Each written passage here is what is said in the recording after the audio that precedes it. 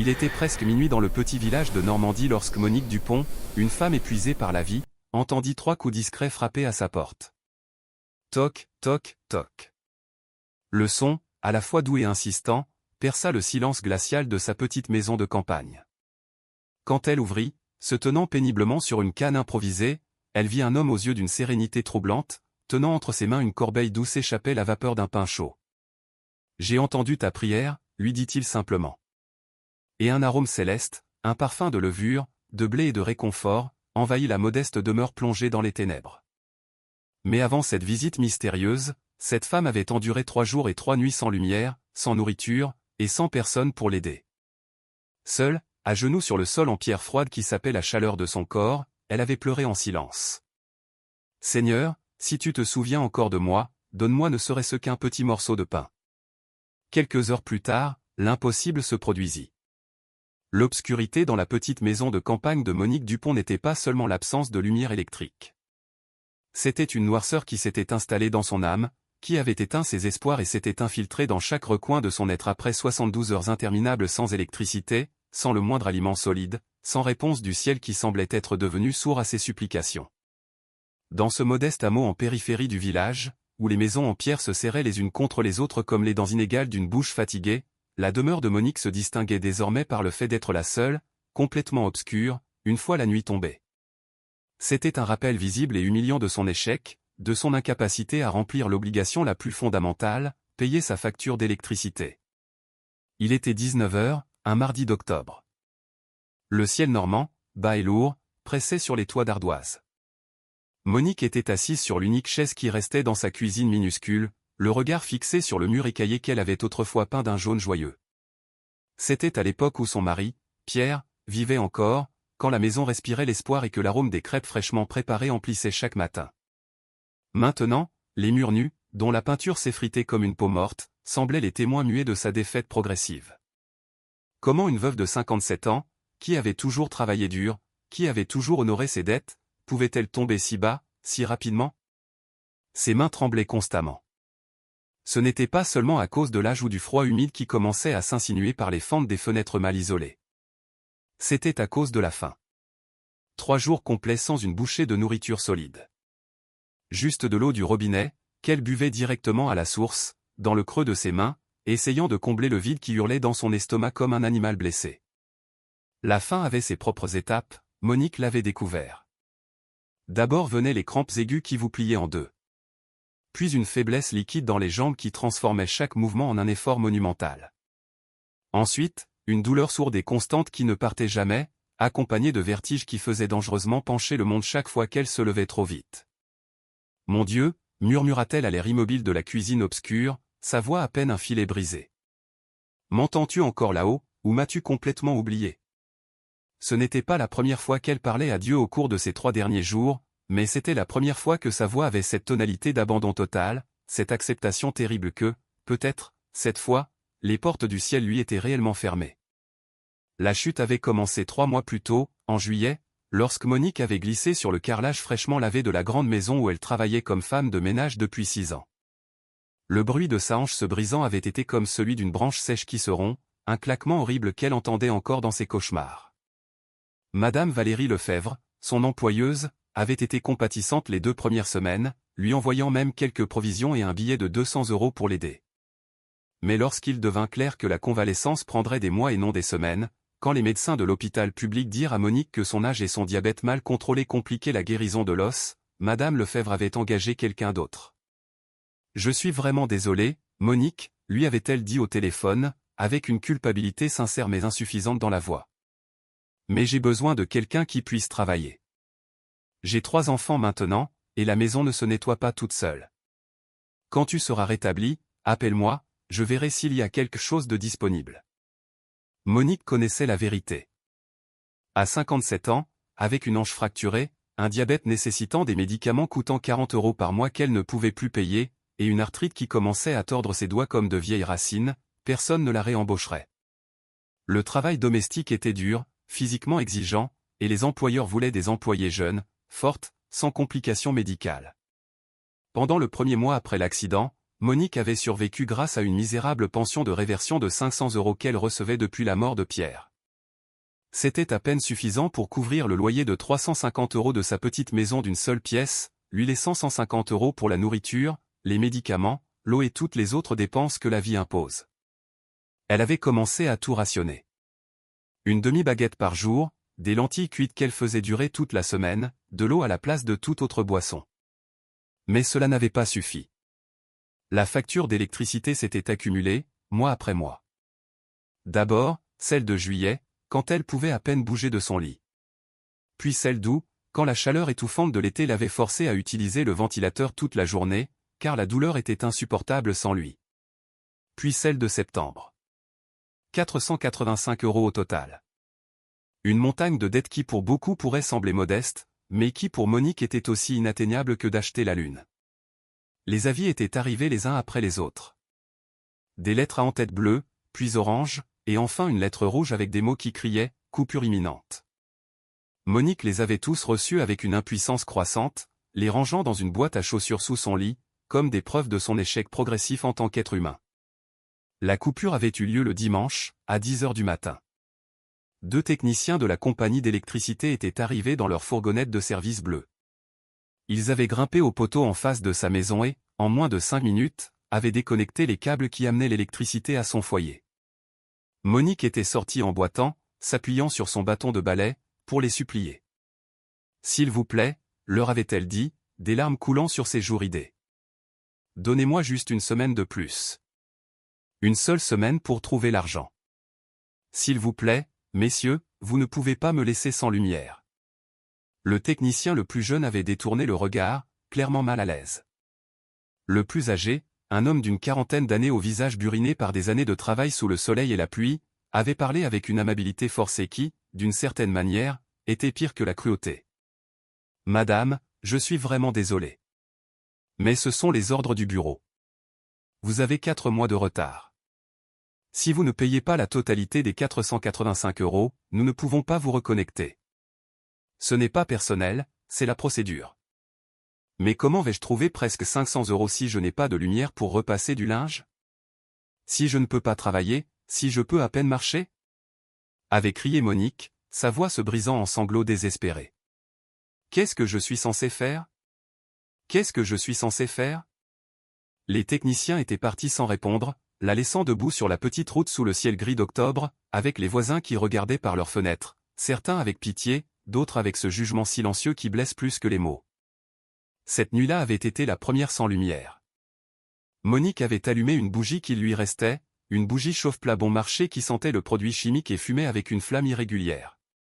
Elle avait duré à peine 2 heures avant de se consumer complètement, la laissant dans une obscurité si absolue qu'elle pouvait la sentir pressée contre ses yeux. Le lundi matin, Monique avait fouillé chaque recoin de sa maison à la recherche de nourriture. Les placards de la cuisine étaient vides, à l'exception de 3 assiettes ébréchées, 2 tasses fissurées et des cuillères rouillées. Le petit réfrigérateur, désormais sans électricité et dégageant une odeur aigre de décomposition, ne contenait que des restes inutilisables.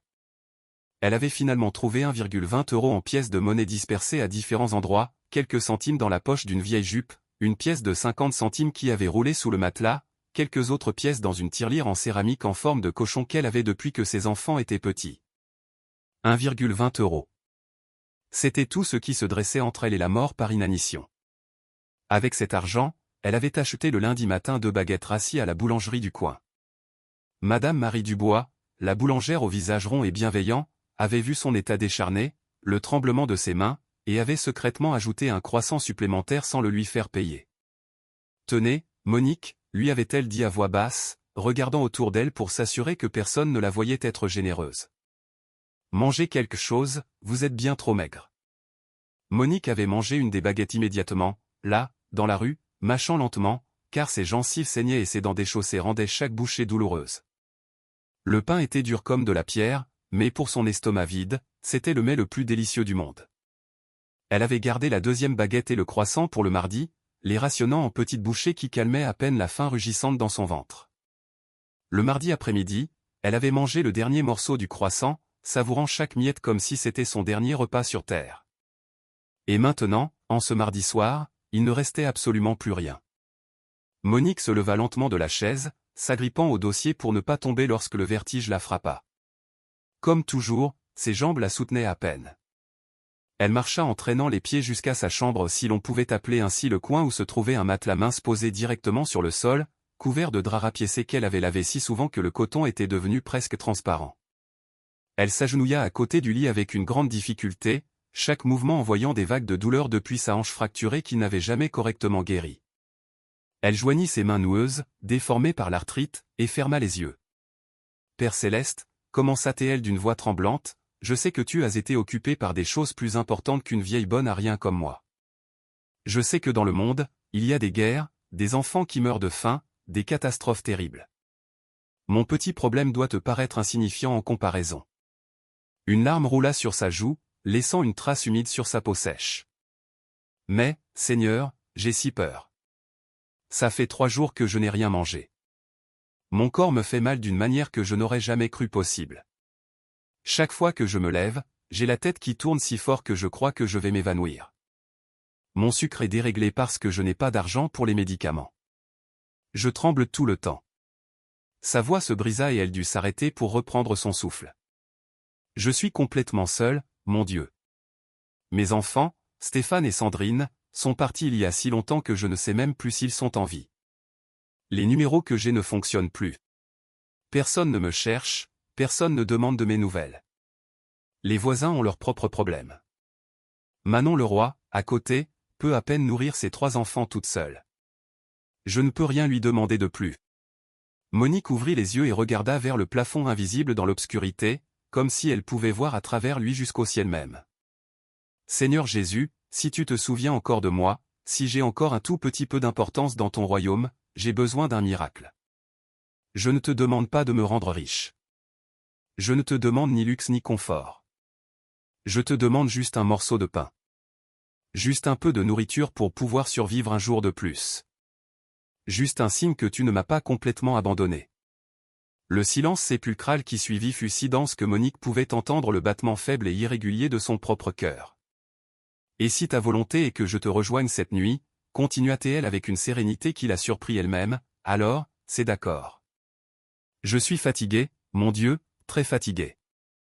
Si tu veux me prendre, fais-le maintenant, parce que je ne crois pas pouvoir supporter cette souffrance beaucoup plus longtemps. Mais s'il y a encore un but pour moi sur cette terre, s'il y a encore une raison pour laquelle je dois me réveiller demain, alors s'il te plaît, aide-moi. Donne-moi un signe. Donne-moi un espoir.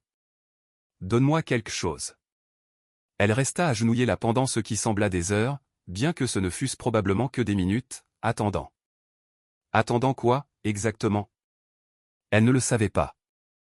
Une voix venue du ciel, une sensation de paix soudaine, un miracle instantané de nourriture se matérialisant dans sa cuisine. Mais rien ne se passa. Le silence continua. L'obscurité resta. La douleur dans son estomac demeura tout aussi intense. Finalement, avec un soupir qui était moitié résignation et moitié soulagement, Monique se laissa tomber sur le côté sur le matelas, sans même avoir l'énergie de se glisser sous les couvertures minces. « Amen », murmura-t-elle dans le vide. « Que ta volonté soit faite, non la mienne. » Elle ferma les yeux, espérant le sommeil qui avait été sa seule échappatoire durant ces 3 jours de tourment. Le sommeil où elle ne sentait pas la faim, où elle ne sentait pas la douleur, où elle était encore avec Pierre dans leur petite maison quand elle était neuve, jaune et pleine de rire, où ses enfants lui rendaient encore visite et lui amenaient ses petits-enfants qu'elle n'avait jamais connus. Mais le sommeil ne venait pas. Au lieu de cela, son esprit traître commença à rejouer des souvenirs qu'elle avait essayé d'enfouir profondément. C'était en 1990 et Stéphane avait 17 ans. Il se tenait à la porte de la maison avec un sac à dos usé sur l'épaule, les yeux pleins d'un mélange de détermination et de culpabilité. « Maman, il faut que je parte », lui avait-il dit, incapable de la regarder directement dans les yeux. « Il n'y a pas d'avenir pour moi ici. À l'étranger, je peux gagner en une semaine ce que papa gagne en un mois. Je pourrais envoyer de l'argent, je pourrais vous aider. » Monique avait su qu'elle ne pouvait pas l'arrêter. Elle avait vu ce même regard affamé d'opportunité dans les yeux d'autres garçons du village qui étaient partis et n'étaient jamais revenus. « Tu me promets que tu écriras » avait-elle demandé, les larmes déjà en formation. « Tu me promets que tu appelleras » ? « Je te le promets, maman, je le promets. » Les premières lettres étaient arrivées fidèlement, une par mois pendant la première année. Puis une tous les 3 mois, puis une tous les 6 mois. Après 5 ans, les lettres avaient complètement cessé. Les appels avaient suivi le même schéma, diminuant progressivement jusqu'à disparaître. Le dernier contact remontait à 11 ans, un appel bref où Stéphane lui avait dit qu'il s'était marié avec une femme nommée Isabelle et qu'ils attendaient un bébé. Il avait promis d'envoyer des photos. Il ne l'avait jamais fait.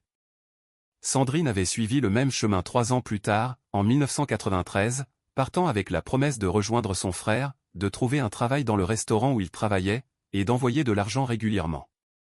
Pendant les premières années, l'argent était arrivé. Irrégulier, mais réel. 50 € par-ci, 100 € par-là. Assez pour rendre la vie un peu plus facile pour Monique et Pierre. Mais après la mort de Pierre en 2019, après que Monique n'eut apparemment plus personne dont il fallait s'occuper à part elle-même, l'argent avait cessé d'arriver, les appels avaient cessé, tout avait cessé. Monique sentit des larmes chaudes couler sur ses tempes, imprégnant le vieux matelas. Ses enfants avaient-ils fondé leur propre famille, l'avaient-ils simplement oublié? Étaient-ils seulement en vie? Pensait-il jamais à elle, la femme qui les avait élevés seuls après l'accident de travail, qui avait laissé leur père invalide, qui avait travaillé dans 3 maisons différentes chaque jour pour les maintenir à l'école, qui s'était couché le ventre vide d'innombrables nuits pour qu'ils puissent manger? Dieu, pourquoi? Murmura-t-elle dans le noir. Que ai-je fait de mal? Pourquoi mes enfants m'ont-ils oublié? Pourquoi suis-je en train de mourir seul et affamé alors que j'ai travaillé toute ma vie? Où est la justice là-dedans? Elle ne sut pas combien de temps elle resta allongée dans l'obscurité absolue de sa chambre. Cela aurait pu être des minutes ou des heures. Le temps avait perdu son sens lorsque chaque seconde était une bataille contre la douleur qui tordait son estomac vide. Monique flottait dans cet état étrange entre la veille et le sommeil, où la conscience devient floue et les frontières entre la réalité et les rêves se brouillent comme de l'encre dans l'eau. C'est alors qu'elle l'entendit. 3 coups, fermes mais doux, résonnant dans l'obscurité comme les cloches d'une église vide. Toc, toc, toc. Au début, elle pensa que cela faisait partie d'un rêve, ou pire, que son esprit affamé avait finalement commencé à lui jouer des tours. Mais ensuite, ils retentirent à nouveau, plus insistants. Cette fois, toc, toc, toc. Monique ouvrit lentement les yeux. L'obscurité de sa chambre était si dense qu'elle pouvait la sentir peser sur son visage. Son cœur se mit à battre plus vite, envoyant des ondes de douleur à travers son corps affaibli. Qui pouvait bien frapper à sa porte à cette heure? Elle regarda vers la fenêtre et vit que dehors, la nuit était complète, profonde. Il devait être au moins 2 ou 3 heures du matin. Qui frappe à la porte à cette heure? Murmura-t-elle dans le vide, sa voix à peine un fil brisé par la peur et la confusion. Toc, toc, toc. Les coups vinrent une 3e fois, et cette fois, Monique sut avec une certitude absolue que ce n'était pas son imagination. Quelqu'un était réellement dehors, appelant à sa porte au milieu de la nuit la plus sombre qu'elle ait jamais vécue. Avec un effort monumental, elle se redressa sur le matelas, sentant chaque muscle de son corps protester. Ses jambes tremblaient non seulement de faiblesse, mais aussi de la peur primitive que tout appel inattendu dans l'obscurité éveille. Elle se mit debout, s'appuyant contre le mur, attendant que le vertige intense passe, et commença à marcher lentement vers la porte, traînant ses pieds nus sur le sol en ciment froid. « Qui est là » demanda-t-elle d'une voix tremblante en arrivant devant la porte, n'osant pas encore l'ouvrir. « Qui est là à cette heure » De l'autre côté du mince panneau de bois, une voix masculine répondit. Elle était douce, mais claire, avec une chaleur qui, d'une certaine manière, traversa la porte et toucha quelque chose de profond dans la poitrine de Monique. « Monique Dupont » dit la voix, prononçant son nom avec une familiarité déconcertante. « Ouvre la porte. N'aie pas peur. » Elle resta paralysée. Comment cet inconnu connaissait-il son nom complet? Son esprit chercha des explications logiques et n'en trouva aucune de satisfaisante. « Comment connaissez-vous mon nom? Qui êtes-vous? » « Je suis celui qui a entendu ta prière il y a à peine 1 heure. Je suis celui qui n'oublie jamais ses enfants, même quand ils pensent avoir été oubliés. S'il te plaît, Monique, ouvre la porte. J'ai quelque chose pour toi. » Il y avait quelque chose dans cette voix qui dissolvait la peur de Monique, comme le soleil dissout la brume du matin. Ses mains tremblèrent tandis qu'elle retirait le verrou rouillé et, lentement, très lentement, elle ouvrit la porte. La rue était plongée dans la même obscurité que sa maison, avec seulement la lumière lointaine et faible d'un lampadaire à un demi-pâté de maison, éclairant vaguement la nuit. Mais l'homme qui se tenait devant sa porte semblait porter sa propre lumière, comme si une luminosité douce émanait de lui-même, bien que Monique ne pût expliquer d'où elle venait. C'était un homme d'environ 35 ans, vêtu de vêtements simples mais impeccablement propres, un pantalon en toile sombre et une chemise blanche qui semblait briller légèrement dans l'obscurité. Ses cheveux châtains lui arrivaient aux épaules, encadrant un visage qui était à la fois commun et extraordinaire, comme s'il était quelqu'un que l'on pouvait croiser à n'importe quel coin de rue, mais qu'il était en même temps impossible d'oublier une fois qu'on l'avait vu. Mais ce furent ses yeux qui capturèrent complètement Monique. Ils étaient profonds, de la couleur du miel doré. Et quand ils la regardèrent, elle sentit qu'ils pouvaient voir directement dans son âme, jusqu'aux recoins les plus secrets où elle gardait ses peurs, ses douleurs, ses espoirs mourants et ses prières désespérées. Dans ses mains, l'homme tenait une grande corbeille recouverte d'un linge blanc immaculé. Et de cette corbeille émanait un arôme qui fit presque fléchir les genoux de Monique. L'odeur inimitable, céleste, du pain fraîchement cuit, encore chaud, exhalant encore cette vapeur délicieuse que seul le pain qui vient de sortir du four possède. Qui êtes-vous ? Balbutia Monique, s'agrippant au cadre de la porte pour ne pas tomber. L'homme sourit, et ce sourire transforma complètement son visage. C'était un sourire qui contenait tout l'amour de l'univers, toute la compassion qui existe, toute la tendresse qu'une mère ressent pour son enfant, multipliée par l'infini. « Mon nom n'a pas d'importance maintenant, dit-il gentiment. Ce qui importe, c'est que tu as faim et que j'ai apporté à manger. Puis-je entrer ? Monique hocha la tête sans un mot, s'écartant presque en transe. L'homme entra dans sa maison sombrée, bien qu'il n'allumât aucune lumière, bien que techniquement tout aurait dû rester plongé dans les ténèbres, d'une manière ou d'une autre, la pièce s'illumina d'une lumière dorée et douce qui ne venait d'aucune source visible. « Assieds-toi, Monique, lui dit l'homme en désignant l'unique chaise de sa cuisine minuscule. Tu as besoin de reprendre des forces. Elle obéit comme une enfant docile, se sentant étrangement en sécurité malgré l'étrangeté absolue de la situation. L'homme posa la corbeille sur la petite table à côté de la chaise et, avec des mouvements délicats et révérencieux, retira le linge blanc. Ce que Monique vit la fit pleurer instantanément. La corbeille contenait 6 grosses miches de pain, rondes, parfaites, exhalant encore de la vapeur et cet arôme qui était plus qu'une odeur, c'était une promesse de vie même. À côté des pains se trouvaient des fruits frais, des pommes rouges brillantes, des bananes jaunes parfaites, des raisins verts qui ressemblaient à des bijoux. Il y avait aussi un grand pot de miel doré qui capturait la lumière inexplicable et la faisait danser, et une carafe en verre remplie d'une eau de source si transparente et pure qu'elle semblait briller de sa propre lumière. « Mange, lui dit doucement l'homme, prenant l'une des miches et la rompant avec ses mains. Le son de la croûte croustillante fut comme de la musique dans le silence. Il lui tendit la moitié encore fumante. « Mange sans crainte. Ce pain a été fait spécialement pour toi. » Monique prit le pain avec des mains tremblantes. Il était chaud, réconfortant. Quand elle le porta à ses lèvres et prit la première bouchée, son visage se transforma complètement. Ce n'était pas seulement du pain, c'était quelque chose de plus, quelque chose qu'elle ne pouvait pas expliquer avec des mots. Chaque bouchée ne remplissait pas seulement son estomac, mais aussi quelque chose de plus profond, quelque chose dans son âme qui avait été vide bien avant que ne commence cette crise de 3 jours sans nourriture. C'est. Tenta-t-elle de parler, mais les larmes l'empêchaient de former des mots cohérents. C'est du pain fait avec amour, dit l'homme, s'asseyant en face d'elle sur le sol, comme si c'était la chose la plus naturelle du monde de s'asseoir sur le ciment de la maison d'une vieille femme inconnue à 3 heures du matin. Continue de manger. Tu dois reprendre des forces. Monique mangea comme elle n'avait pas mangé depuis des années. Pas seulement ces 3 derniers jours, mais depuis des années.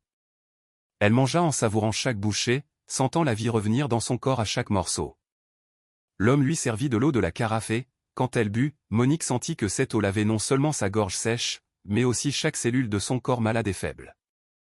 Pendant qu'elle mangeait, l'homme parla. « Je sais tout de toi, Monique. Je sais que tu as perdu ton mari, Pierre, il y a 6 ans, et que tu pleures pour lui toutes les nuits. Je sais que tes enfants, Stéphane et Sandrine, sont partis il y a plus d'une décennie et que leur silence fait plus mal que n'importe quel coup physique. Je sais que tu t'es fracturé la hanche et que la douleur n'est jamais complètement partie.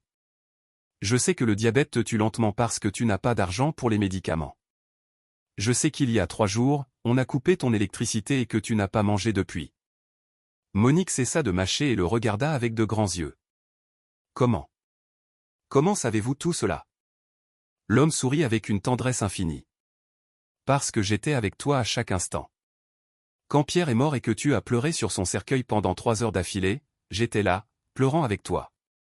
Quand tes enfants ont cessé d'appeler et que tu vérifiais le téléphone tous les jours en espérant ne serait-ce qu'un message, j'étais là, ressentant chaque coup de poignard que tu sentais dans ton cœur. Quand tu es tombé et que ta hanche s'est brisée, j'ai senti ta douleur. Quand les techniciens ont coupé ton électricité et que tu es resté debout dans la rue, sentant la honte des voisins qui te regardaient, j'étais là, partageant ton humiliation. Les larmes coulaient maintenant librement sur le visage ridé de Monique. Mais si vous étiez là, pourquoi n'avez-vous rien fait? Pourquoi m'avez-vous laissé souffrir autant? L'homme tendit la main et essuya doucement les larmes de ses joues.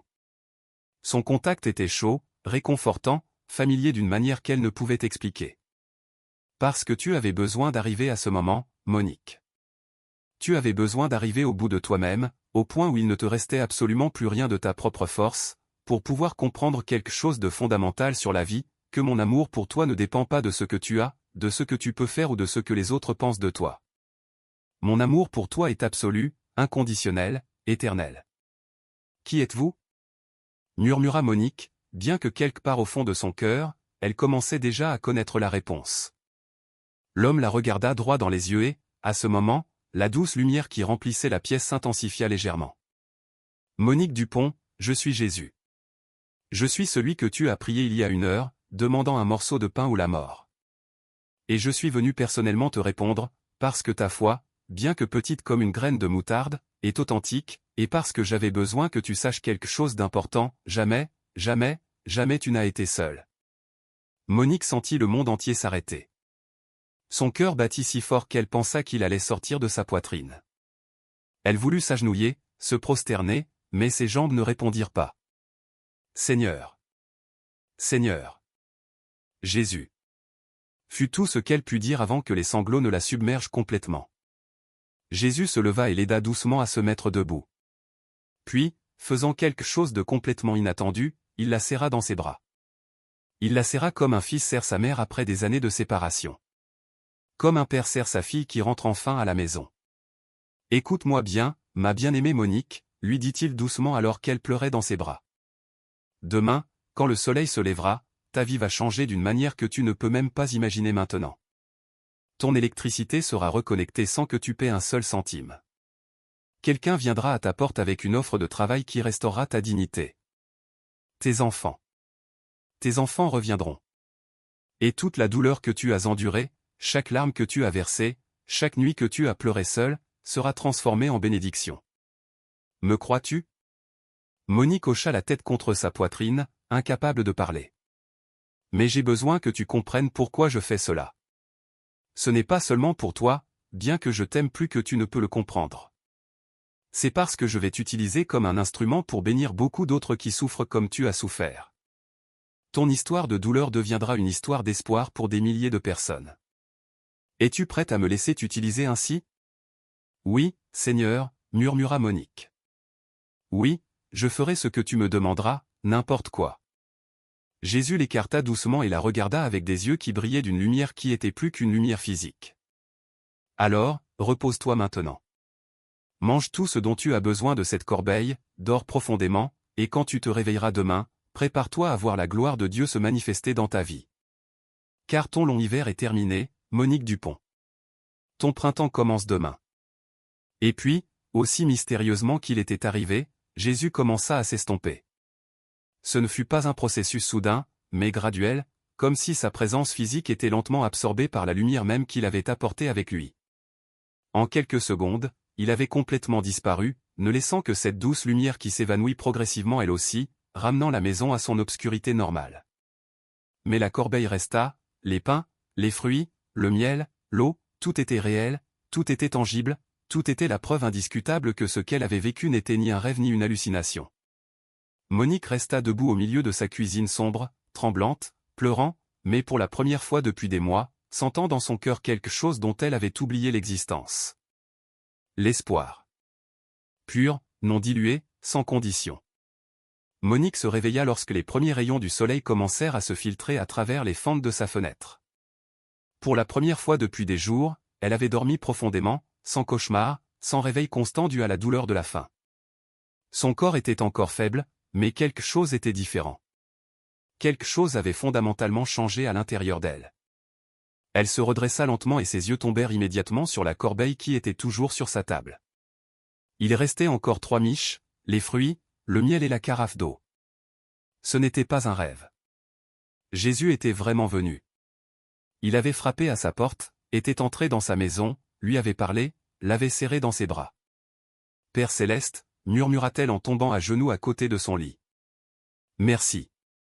Merci de ne pas m'avoir oublié. Merci d'avoir écouté cette vieille bonne à rien. Merci d'être venu personnellement répondre à ma prière. Je ne sais pas ce que j'ai fait pour mériter cela, mais je promets que je ne gaspillerai pas ce miracle. » Elle mangea l'une des miches avec une pomme, savourant chaque bouchée comme si c'était son dernier repas sur terre, bien qu'elle sût maintenant que ce ne le serait pas. Les paroles de Jésus résonnaient dans son esprit, « Demain, quand le soleil se lèvera, ta vie va changer d'une manière que tu ne peux même pas imaginer maintenant. » Exactement à 9 heures du matin, comme si cela avait été orchestré par des mains invisibles, une fourgonnette de la compagnie d'électricité s'arrêta devant sa maison. Monique sortit en boitant, son cœur battant d'un mélange d'espoir et de confusion. « Madame Dupont ?» demanda le technicien, un homme différent de ceux qui avaient coupé son électricité 3 jours plus tôt. « Oui, c'est moi. Nous venons reconnecter votre service. » Monique sentit ses jambes presque flancher. « Mais je n'ai rien payé. Je dois encore 485 €.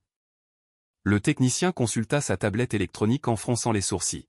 « Selon notre système, votre dette a été entièrement réglée cette nuit, à 3h17 du matin. De plus, il y a un crédit de 6 mois de service prépayé. » Quoi? Comment est-ce possible? Qui a payé? Il est indiqué ici que c'était un bienfaiteur anonyme. Le nom sur la transaction apparaît seulement comme JC. Curieusement, c'est le même bienfaiteur qui a payé les dettes d'électricité de 4 autres familles dans ce village cette semaine. Personne ne sait qui c'est. Monique dut s'asseoir sur la marche de son entrée, des larmes coulant sur son visage. JC. Jésus-Christ. Il avait dit que sa vie changerait, mais c'était plus que ce qu'elle avait imaginé. En moins de 15 minutes, l'électricité fut rétablie. Quand Monique entra dans sa maison et alluma la lumière, elle fondit en larmes comme une enfant. Quelque chose de si simple, de si basique, mais qui lui avait manqué si désespérément. Mais les miracles de la journée ne faisaient que commencer. À 10h30, on frappa à sa porte. Monique l'ouvrit et trouva un homme d'une 50aine d'années, bien habillé, en costume formel, tenant une mallette de direction. « Madame Monique Dupont ?» demanda-t-il avec un sourire aimable. « Oui, monsieur. En quoi puis-je vous aider ? Mon nom est Nicolas Dubois. Je suis propriétaire d'une chaîne de blanchisseries industrielles ici en Normandie. Excusez-moi d'arriver sans prévenir, mais... Eh bien, cela va vous paraître très étrange. Dites-moi, monsieur. Plus rien ne me semblera étrange après cette semaine. » Nicolas rit nerveusement. « Cette nuit, vers 3 heures du matin, j'ai fait un rêve si vif, si réel, qu'il m'a complètement réveillé. Dans le rêve, un homme vêtu de blanc m'a montré votre visage, m'a donné cette adresse exacte et m'a dit de venir ici pour vous offrir un travail. » Monique sentit ses genoux trembler. Un homme en vêtements blancs. Oui, je n'ai jamais fait un rêve comme ça. C'était comme si. Comme s'il était réellement là, dans ma chambre. Ma femme dit que c'est parce que je travaille trop, mais je suis chrétien, Madame Dupont, et je sais quand Dieu parle. Et c'était une de ces fois. Quel genre de travail? Nicolas sortit une enveloppe de sa mallette. Nous ouvrons une nouvelle blanchisserie ici, dans votre quartier. Nous avons besoin d'une superviseure de la qualité. Quelqu'un qui vérifie que le linge est bien lavé, bien repassé, bien emballé. C'est un travail qui peut se faire principalement assise, avec des horaires flexibles pour s'adapter à toute limitation physique que vous pourriez avoir. Le salaire est de 1 500 € par mois, plus une assurance maladie complète et des primes trimestrielles. Monique se couvrit le visage de ses mains, sanglotant. « Monsieur Dubois, je n'ai pas de mots. Je ne sais pas quoi dire. Vous n'avez rien à dire maintenant. Voici le contrat pour que vous l'examiniez. » Il sortit une autre enveloppe, plus épaisse. « Et ceci est une avance de 1 200 € pour tout besoin immédiat que vous pourriez avoir. vous pouvez commencer à travailler la semaine prochaine, quand vous serez prête. Après le départ de Nicolas, Monique s'agenouilla au milieu de son salon maintenant éclairé, leva les mains vers le ciel et pria avec une intensité qui faisait trembler sa voix. Seigneur Jésus, maintenant je comprends pourquoi tu es venu en personne. Tu voulais que je sache vraiment au plus profond de mon âme que tu existes, que tu écoutes, que tu réponds. Je ne sais pas pourquoi tu m'as choisi, moi, une vieille sans importance, mais je jure par tout ce qui est sacré que je ne gaspillerai pas ce miracle. J'utiliserai chaque jour qu'il me reste sur cette terre pour t'honorer, pour aider les autres comme tu m'as aidé. Les jours suivants apportèrent d'autres surprises. Manon Leroy, sa voisine, frappa à sa porte le jeudi après-midi. Monique, je dois te raconter quelque chose d'incroyable. Tu te souviens que je t'ai dit que je ne pouvais plus t'aider parce que j'avais à peine assez pour mes enfants? Oui, Manon, et je l'ai parfaitement compris. Tu avais déjà fait plus que suffisant pour moi. Eh bien, hier, un homme est venu chez moi en disant qu'il était d'une fondation d'aide aux mères célibataires. Il a dit que quelqu'un avait nominé ma famille pour recevoir un soutien. Monique, ils m'ont donné 1 500 € pour payer mes dettes, plus des provisions complètes pour 3 mois, et ils vont payer l'inscription de mes 3 enfants à l'école. C'est merveilleux, Manon. Mais le plus étrange, c'est que lorsque je lui ai demandé qui nous avait nominés, il m'a montré le formulaire. Le nom qui apparaît est JC. Tu connais quelqu'un avec ces initiales? Monique sourit à travers ses larmes. Oui, Manon. Je connais quelqu'un avec ces initiales, et c'est la meilleure personne qui existe. Une semaine après la rencontre nocturne avec Jésus, alors que Monique préparait sa première semaine de travail à la blanchisserie, son téléphone sonna. C'était un numéro inconnu, venant de l'étranger. Allô? Répondit-elle avec prudence. Maman? Maman, c'est toi? C'était la voix de Sandrine, sa fille, qu'elle n'avait pas entendue depuis 11 ans. Monique faillit laisser tomber le téléphone. Sandrine, ma fille? C'est vraiment toi? Oui, maman. Je ne sais pas comment expliquer ça. Il y a 3 nuits, j'ai fait un cauchemar horrible où je te voyais seule, affamée, dans le noir. Je me suis réveillée en pleurant, maman, et j'ai simplement su qu'il fallait que je te retrouve. J'ai demandé ton numéro à Stéphane. Stéphane? Ton frère est avec toi? Oui, maman. Nous vivons dans la même ville depuis 5 ans, mais nous avons perdu ton contact quand tu as changé de numéro. Nous pensions que c'était toi qui nous avais oubliés. Monique se mit à pleurer si fort qu'elle ne pouvait plus parler. Après plusieurs minutes, elle réussit à se contrôler suffisamment pour dire « Je ne vous ai jamais oublié, mes enfants. Jamais. J'appelais les numéros que j'avais, mais ils ne fonctionnaient plus. Je pensais que c'était vous qui aviez décidé. Que vous ne vouliez plus de mes nouvelles. Non, maman, jamais. Nous avons aussi essayé de t'appeler, mais ton téléphone était toujours éteint ou déconnecté. Je n'avais pas d'argent pour payer le service pendant des mois, admit Monique. Mais ma fille, tant de choses se sont passées. Dieu a fait des miracles dans ma vie cette semaine. Raconte-nous tout, maman. Et écoute, Stéphane et moi avons déjà acheté des billets d'avion. Nous venons te voir le mois prochain. Et cette fois, maman, nous n'allons plus nous perdre de vue. Je le promets. 2 mois après cette nuit miraculeuse, la vie de Monique Dupont était complètement différente. Non seulement elle travaillait avec succès à la blanchisserie, où son attention aux détails et son éthique de travail avaient tellement impressionné Nicolas qu'il lui avait donné une augmentation, mais elle s'était aussi complètement reconnectée avec ses enfants. Mais le changement le plus profond n'était pas dans les circonstances extérieures, mais dans son cœur. Avec une partie de l'argent qu'elle gagnait maintenant, Monique avait commencé quelque chose qu'elle appelait « le pain du mercredi ». Chaque mercredi soir, elle cuisait ou achetait des pains frais et les distribuait aux personnes les plus nécessiteuses de son village, toujours accompagnée d'une note qui disait « Ce pain est fait avec amour. Vous n'êtes pas seul. » Pourquoi le mercredi, Monique? Lui demanda un jour le père Jean Leclerc, le curé de l'église locale qui avait entendu parler de son ministère. Parce que c'est un mercredi, à l'aube, que Jésus a frappé à ma porte avec du pain chaud, mon père. Et je veux que les autres sachent qu'il continue de faire la même chose aujourd'hui.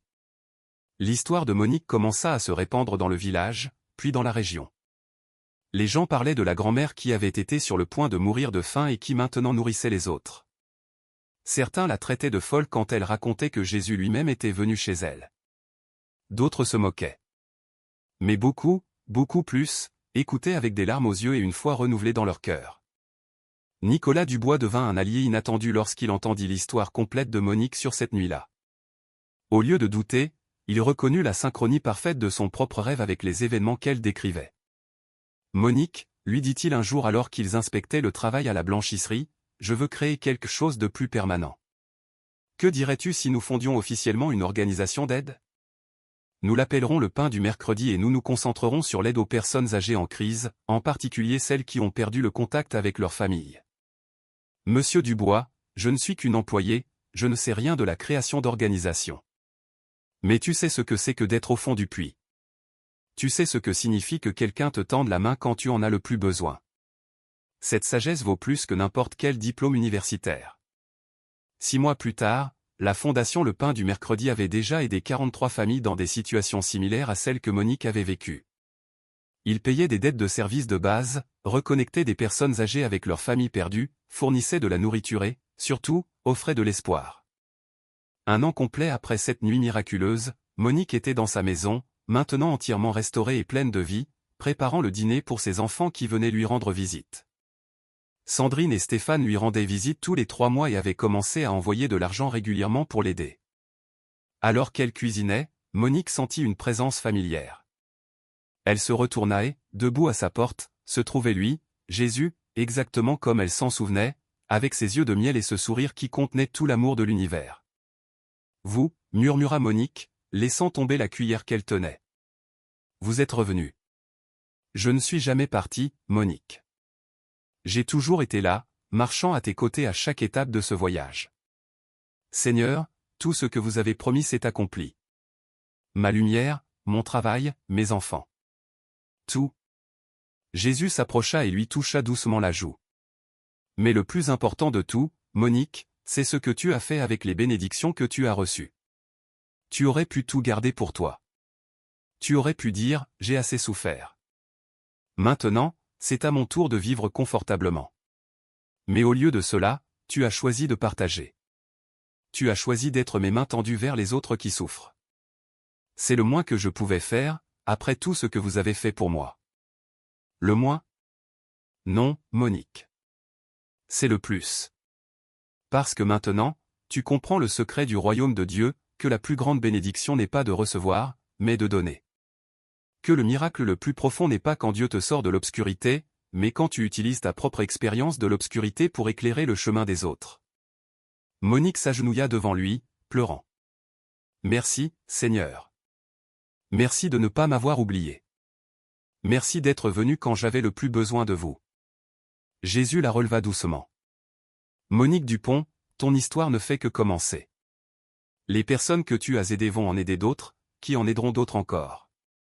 Ta souffrance n'a pas été vaine. Elle a été la graine de quelque chose de magnifique qui grandira au-delà de ce que tu peux imaginer. Vous reverrez-je? Jésus sourit. Tu me verras dans chaque visage affamé que tu nourriras. Tu me verras dans chaque personne âgée solitaire que tu consoleras. Tu me verras dans chaque vie que tu toucheras avec amour. Car je vis dans les actes de compassion de mes enfants. Et comme il était venu, il s'évanouit, laissant Monique debout dans sa cuisine illuminée, avec l'arôme du dîner remplissant l'air et la connaissance absolue dans son cœur que les miracles sont réels, que Dieu écoute, que personne n'est vraiment seul. Aujourd'hui, 3 ans après cette nuit sombre où Monique pensait voir sa dernière aube, la Fondation Le Pain du Mercredi opère dans toute la région normande.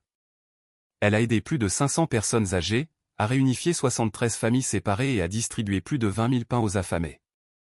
Mais pour Monique, le vrai miracle, ce ne sont pas les chiffres. Le vrai miracle, c'est de se réveiller chaque matin en sachant que sa vie a un but, que sa douleur a eu un sens, et que le Dieu de l'univers se soucie suffisamment d'une grand-mère de 60 ans pour frapper personnellement à sa porte avec du pain chaud dans la nuit la plus sombre de sa vie.